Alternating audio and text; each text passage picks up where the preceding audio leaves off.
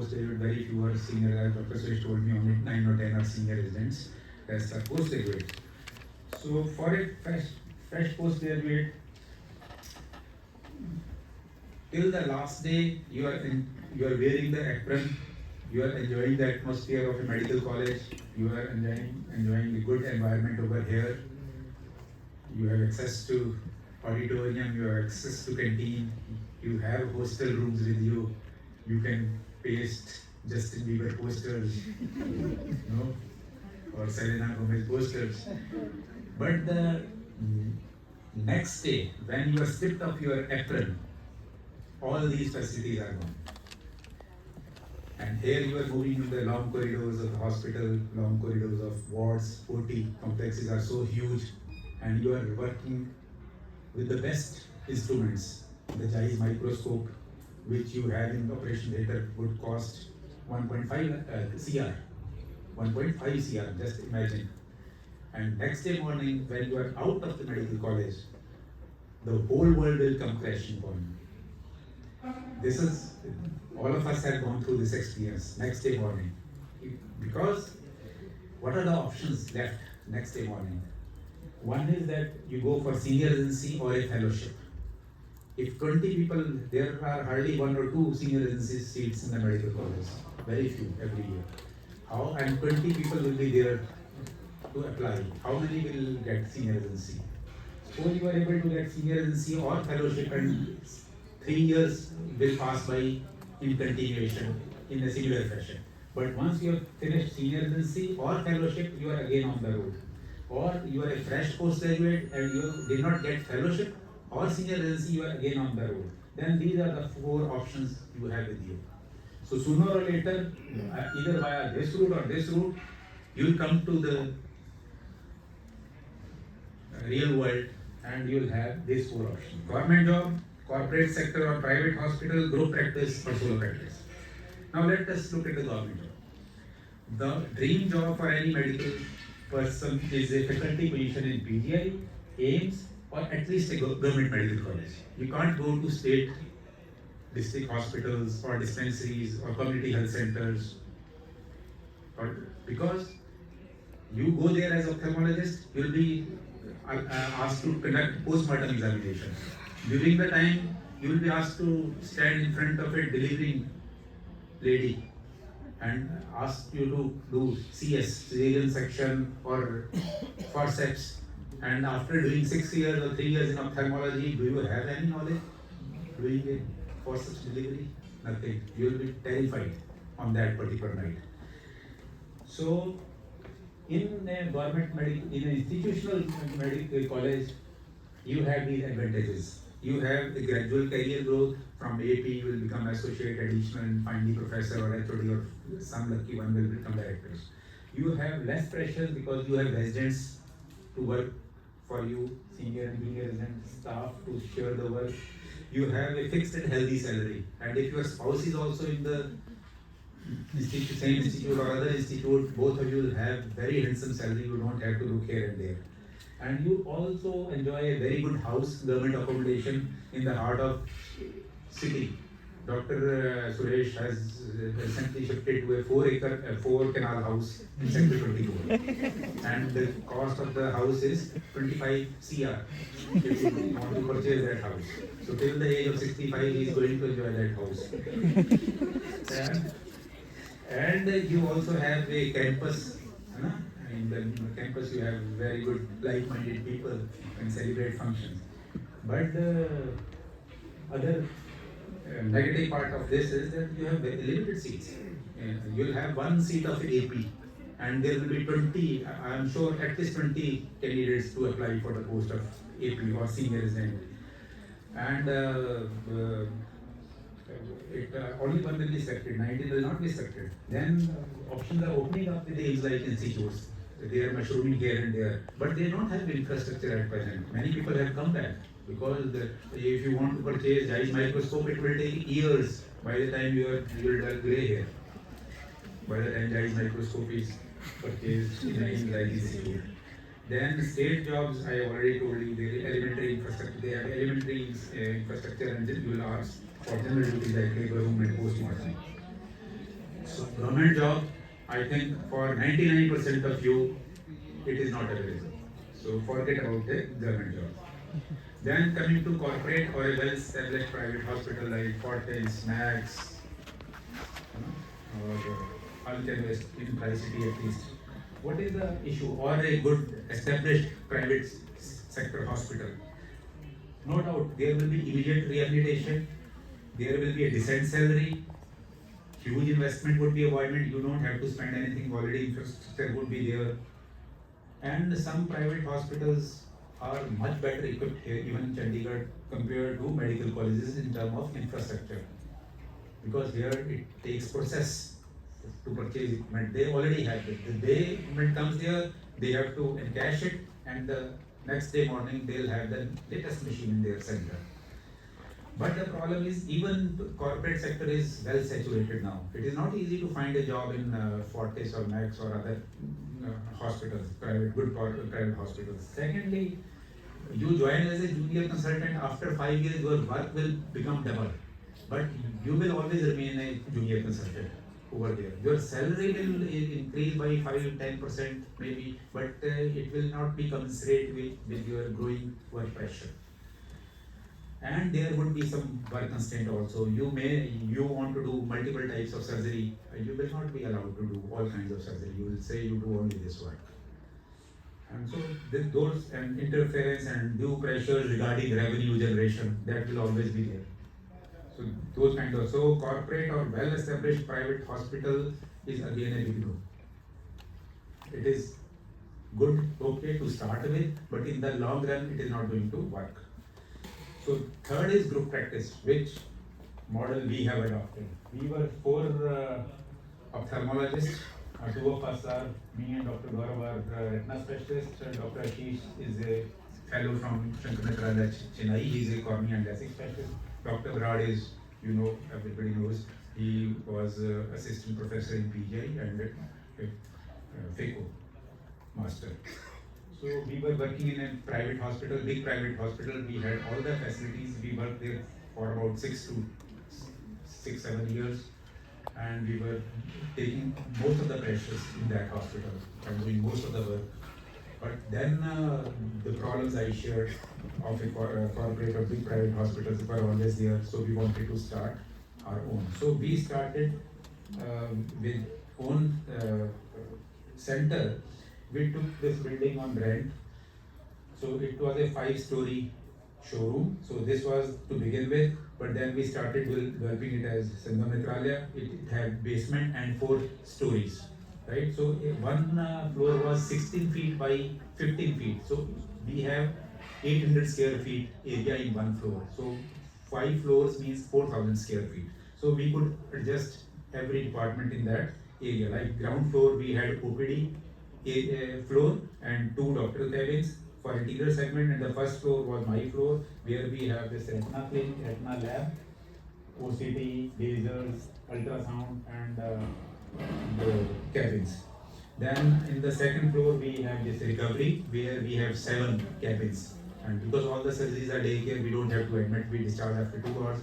So this was second floor recovery, and the LASIK suite, which was added much later, not in the beginning. And in the third floor, we have OT complex, we have 2 operation theaters and equipment, and in-house autoclave room, in-house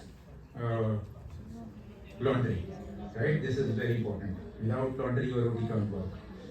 And in the basement, we have pharmacy, staff cafeteria, back office, and doctor's restroom. So this way, 5 floors were work. Now come to the eye-opener. What was the cost involved in developing this space? This was a rented space, mind you. If you purchase this showroom would cost you 5 crore. At that time, we started in 2014. That time the value was 5 crore. Lifelong you can't earn that much money. So we take it on rent, right? Okay, it is still easier to pay rent. Then developing this work involved architect fees, wood and glass work, electrical work, painter work, mason work, air conditioning and lift. So this whole amount at that time was 80 lakh for this much work. And in present time you multiply it by at least by 1.5 times. So this is for developing space. And now you open your third eye.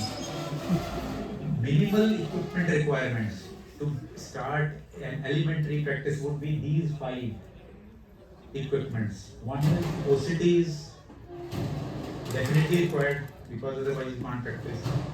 And laser is also required. These 2 instruments are required for retina practice.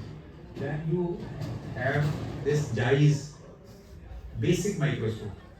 It was the basic without any foot pedal. Foot pedal only had up and down. It did not have zoom facility. It costed only 10 to 12 lakh rupees. It is not the Lumera which you have, right? It was a basic Lumera, the starting model, basic model, costing 10 to 12 lakh rupees at that time. And this is the you can identify sovereign Phaco machine, again costing 8 to 10 lakh rupees. And Reticare vitrectomy machine, the cheapest machine available in India. I'll tell you the budget. So this was the budget, minimum budget required for surgical practice. Chair units, autorefractometer and NCT operating microscope, 12 lakh rupees. In your center here, it is 1.5 CR. So this was the starting operating microscope. Starting Phaco machine 10 lakh, OCT 27 lakhs, Nidec green laser 22 lakhs, B-scan 5 lakhs, vitrectomy 6 lakhs. So total requirement was 1 CR. So 1 CR is the minimum requirement if you want to start your practice. Now total, make a total of 2. Infrastructure you require 80 lakhs, basic bare minimum 1 CR. So to start a elementary practice you require 1.8 CR in today's time, much more. But then this is the power of group practice. We were 4, divide 1.8 by 4, it comes out to be 45 lakhs. So this is the way to go.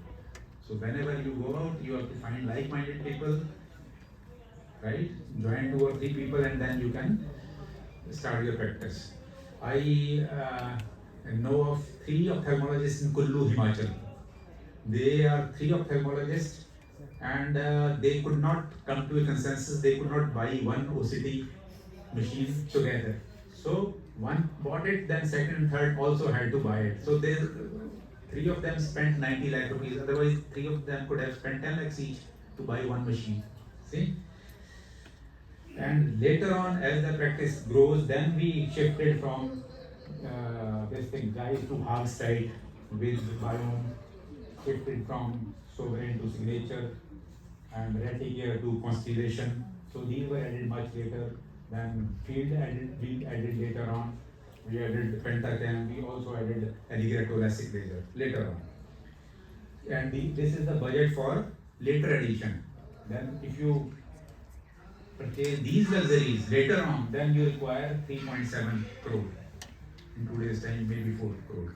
So whenever you go out, I think you'll have some figures in mind. And these are the advantages of good practice. Just like a government job, we work from 9 to 5.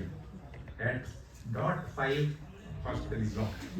And all the 20-25 staff members, they at 4:59, they are out as if there is atom bomb lying. Everybody is rushing out, including us. Nobody wants to spend even 1 minute extra. So this is the advantage of good practice. You are in your mind, you think you are doing a government job. And whenever we are sitting in our restroom, sipping a cup of coffee, and phone rings from the reception, sir, your patient is there. And all 4 of us are looking into each other's eyes. This is my patient or Dr. Gaurav's patient? Dr. Gaurav, oh, I'm scared. Otherwise, in practice, you are happy that patient has come. And here, you think, just like a government sector, oh, this is not my Dr. Gaurav's patient. Let him go to him, I am fine. So, and you have fully equipped, you have PowerPoint presentation, fridge, microwave, everything, computer, everything is equipped, so you don't feel like now of a government sector. But there are some disadvantages, but not too many in group practice. Decision making is a longer process. In a room, I remember initially in our lounge we had to do the flooring part. I liked wooden flooring, somebody liked white tiles, somebody liked grey tiles, and 7-10 days we wasted and decided the flooring material. So this kind of, but with passage of time, you know, okay, this is his part, let him do it. that way you distribute your work areas. Some disagreements would be there, you sort it out. Then this is the most important. Look at this slide carefully. In this group practice, there is unequal surgical work and equal pay. The concept is that you are working from 9 to 5, you are invested equally, you are working equally. You are working from 9 to 5. You are not counting your surgeries or OPD patient, and whatsoever revenue generation is there, you divide it by 4. So by that formula, if you are not like-minded people, if echo surgeon will feel butterflies in his stomach, that look, I am performing 100 surgeries in a month and retina surgeon is doing not only 10, hardly 10 surgeries in a month. How can we share equally? But then anti-VEGF injections have come to our rescue.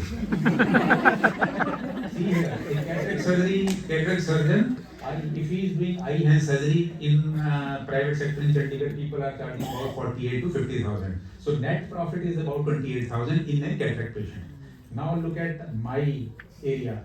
In a PCV, polypoidal choroidal vasculopathy patient, where only Eylea has to be given, he requires hemorrhagic PCV, he requires 2 monthly injections every year for many years there. So I have calculated in 10 years time, he is giving me a net profit of 12 lakh rupees. One PCV patient, one wet AMD patient who is stable and he is requiring just maintenance, 3 Western injections per year and lifelong he will get it. Just calculate 10-year revenue is 2.4 lakhs.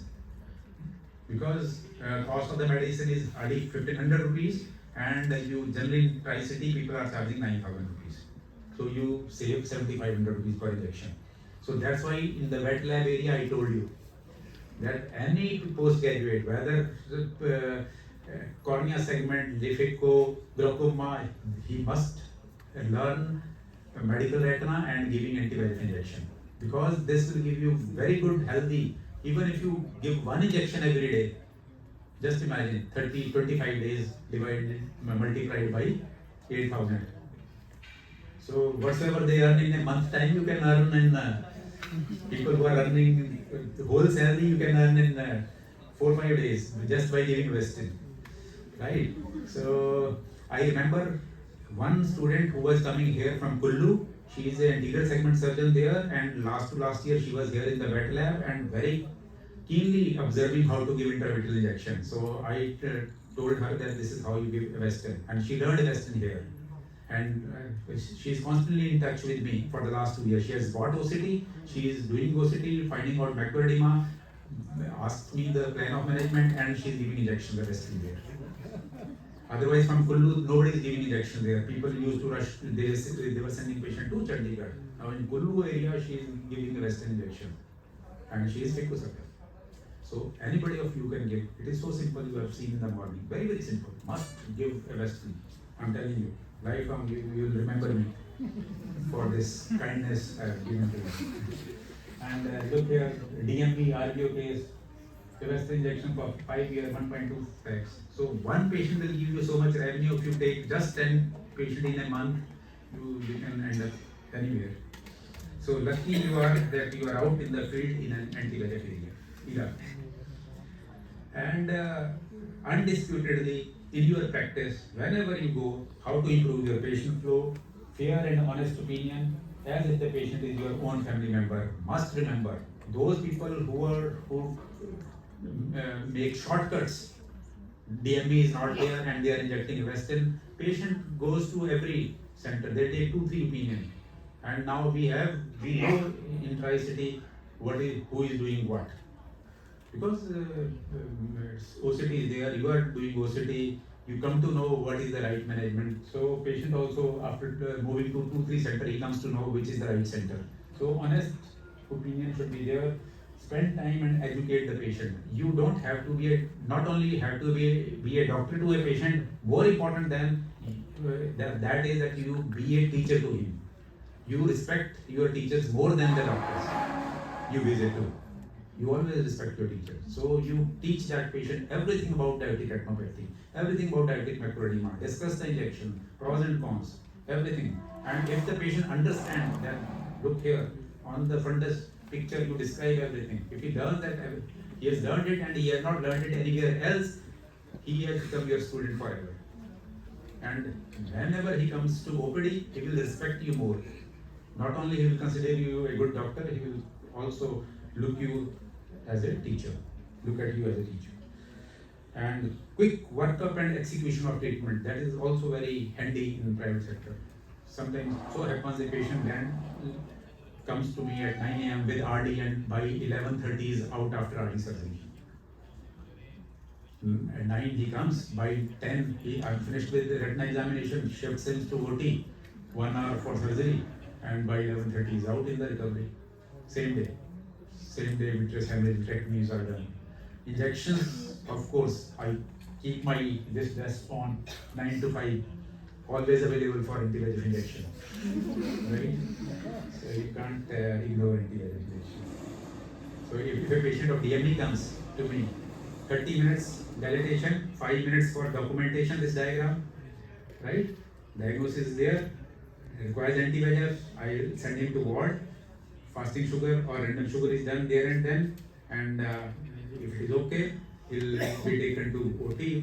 In between OPD, I'll just take 5 minutes and go there. I told you it takes 5 minutes only. I'll go there, just inject and come out.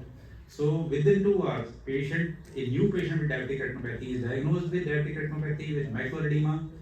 OCT is done, OCT findings are recorded, sugar is done, anti-VEGF injection is given, and he is sent home within 2 hours. This you can't consider in the government sector because of so many constraints.